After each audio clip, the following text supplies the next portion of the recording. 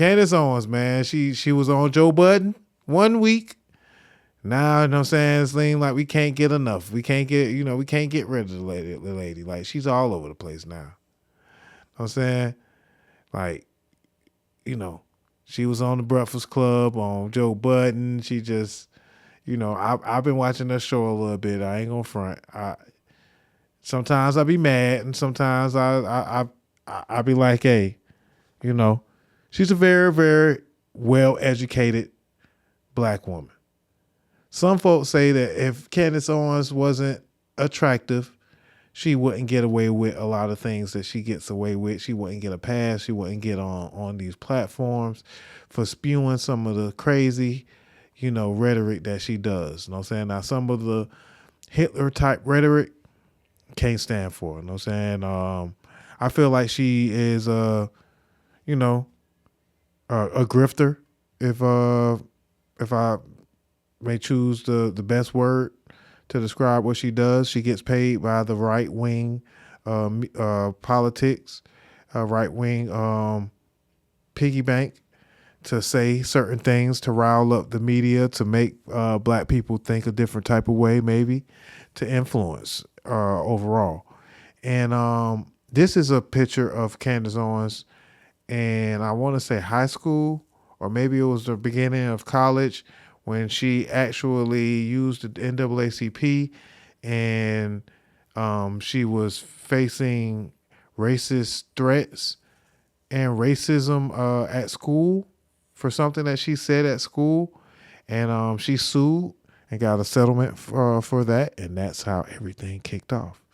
So she was once on, not that she's not on our side, I would say, but I don't know with Candace. You know what I'm saying? She's a grifter, so you don't know what side she on, really. More, and then I got kind of angry, like just with the lies, because I do think Black Americans are intentionally manipulated emotionally by the media, and kind of kept dumb but emotional intentionally by the school system. And I started reading up on like Thomas Sowell, Shelby Steele, a bunch of Black scholars that I originally had dismissed as Uncle Toms. And irony now is I get called an Uncle Tom all the time. So I got what was coming. But yeah, and then I realized that actually I've always been a conservative. I just didn't know it. And economically speaking, of course, the conservative arguments make the most sense. Does that bother you that people call you an Uncle Tom? No, not at all.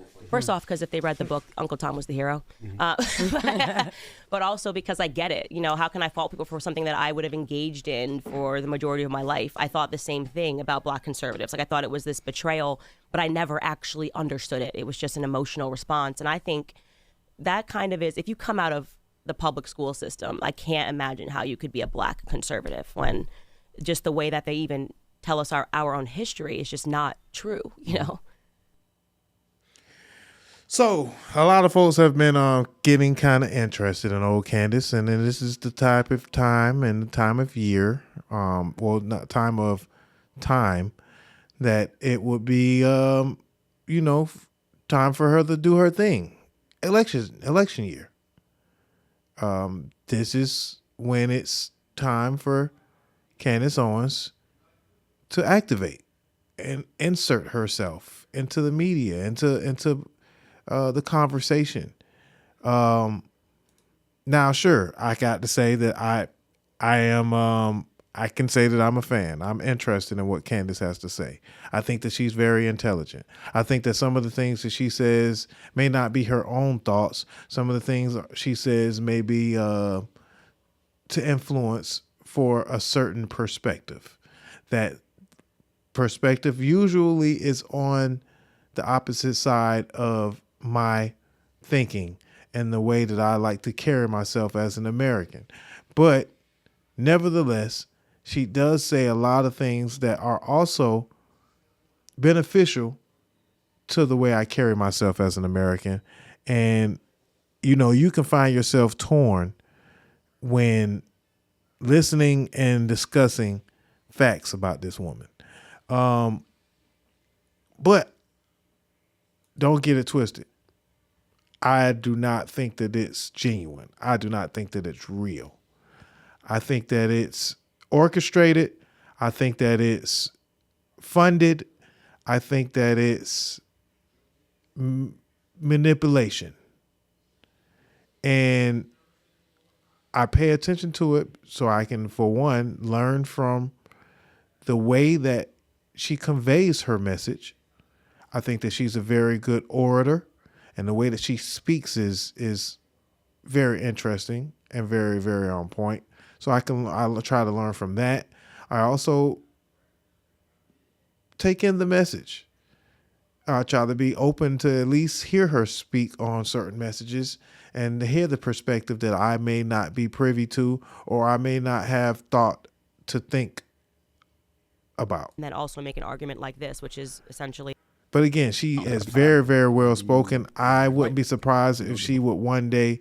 She actually went to think about running for senator, and then she got pulled to the side and became a right-wing activist. And she says it, of course, because it was liberal education that drove her to the other side.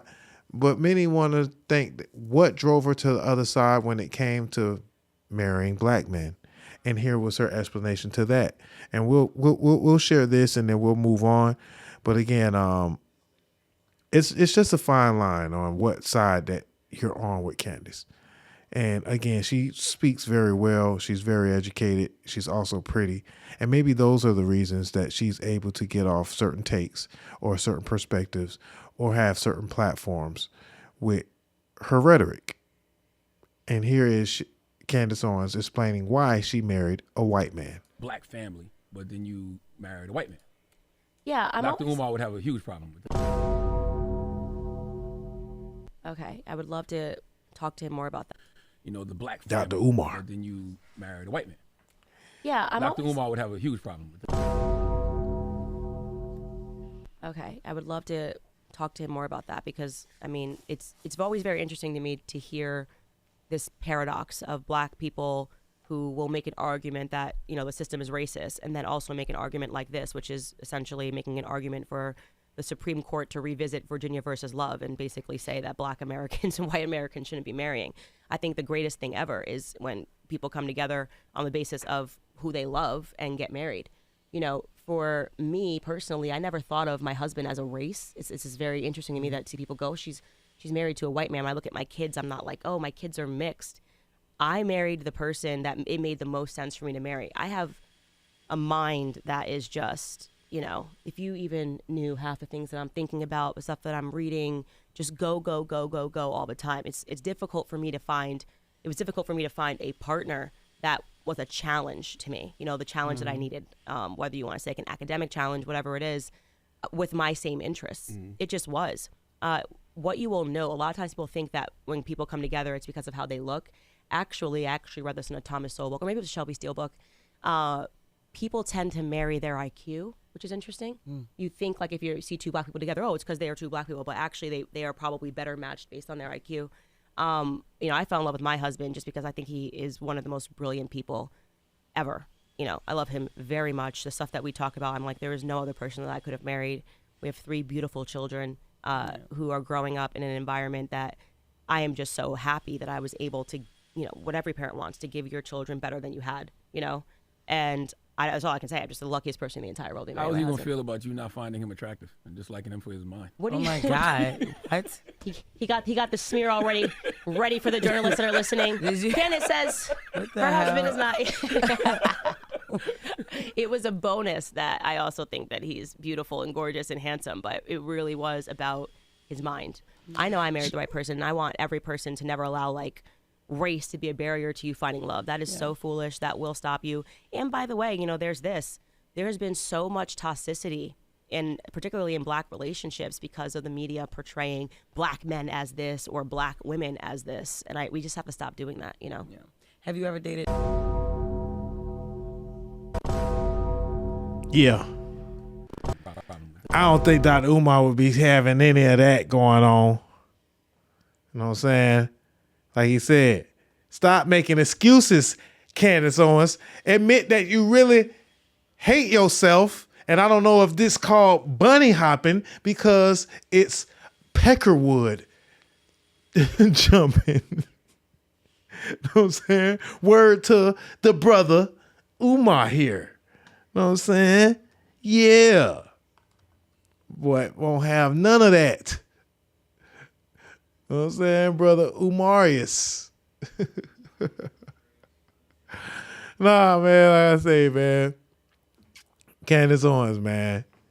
It's that time of year. It's election time, man. So you know, when you start seeing certain agents activated, just, you know, refer to the pamphlets and think to yourself, oh, it must be election season. That's why they're trying to get rid of TikTok. It must be election season. That's why the gas prices is going down. It must be election season. That's why the stock market doing so great. I don't know. Maybe I'm just me. I'm just tripping. All right, so let's get ready to get up out of here, man. We got a couple of more videos to feed y'all before we get up out of here.